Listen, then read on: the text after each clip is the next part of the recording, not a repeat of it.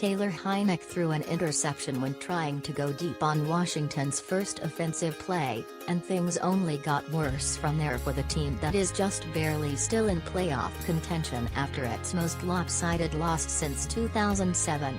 Veteran defensive tackles Darren Payne and Jonathan Allen got into a scuffle on the sideline. Dallas defensive lineman DeMarcus Lawrence picked another of Heinicke's passes out of the air and rumbled 40 yards for a score, and the Cowboys recovered a blocked punt for another touchdown in a 56-14 win Sunday night. "Just a little brotherly disagreement," Payne said, refusing to say what caused the disagreement. "Maybe the wrong place at the wrong time, but it happened. It is what it is." Washington, 6-9, which won the division with a losing record last season, dropped its third consecutive game, 2 against the Cowboys, 11-4, who clinched the NFC East title even before kickoff Sunday, and another against Philadelphia, since a 4-game winning streak that got them to .500 in a crowded NFC playoff race. The defense was already without safety Hazar Everett, who is recovering from injuries sustained in a car crash Thursday night when he was driving and a passenger in his vehicle was killed. Then rookie linebacker Jamin Davis, who had been expected to call defensive plays because of other absent players, was inactive after reporting to team doctors with possible COVID-19 symptoms before the game. There wasn't enough time before the game to process a test for Davis, which coach Ron Rivera said afterward was negative. "It definitely affects us, but as professionals it's our job to go out there and play good football," Allen said. "But the last few weeks, it's been probably some of the worst football that we've been a part of." Rivera said the team has to do a better job with dealing with all the things that have happened. "That's football, that's life, you're going to deal with a lot of things. How you handle it, though, that's the important thing, and we didn't handle it very well tonight. That's disappointing," Rivera said. "If we expect to win football games, we have to be better than that as a group." The Washington football team has the fewest wins among the 6 teams still mathematically alive for the NFC's final 2 playoff spots with 2 games left in a 17-game regular season. Washington plays its home finale against Philadelphia next week before finishing its 5th consecutive losing season at the New York Giants.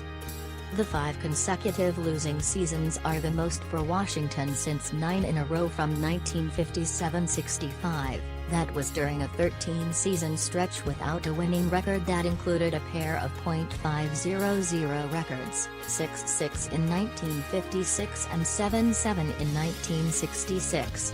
Allen and Payne were sitting next to each other on the bench in the second quarter with Washington already down 28-7 when things suddenly got heated between the former first-round picks from Alabama. Payne stood and pointed his finger to the side of the head of Allen, who with his left hand swatted away Payne's hand before swinging his right fist that grazed Payne's face. Teammates then got between them before defensive line coach Sam Mills got involved. "When things are going bad like they are, things get heated," Allen said. "Brothers fight." They were teammates at Alabama for a national championship in 2015, and again in 2016 when the Crimson Tide were national runner-ups. Allen was the 17th overall pick in the NFL draft the following spring, and Allen the 13th pick a year after that. 2 weeks after Washington's 27-20 loss at home to the Cowboys, the 123rd meeting in the series featured the most points by the winning team and also was the widest margin of victory. It was Washington's most lopsided loss overall since falling 52-7 to the New England Patriots in 2007, if not for tight end John Bates recovering his own fumble in the end zone with 2.51 left. It would have been the most lopsided since 1961. Heinicke and fellow quarterback Kyle Allen both cleared virus protocol after both missed Tuesday's loss at Philadelphia that was pushed back 2 days because of a COVID-19.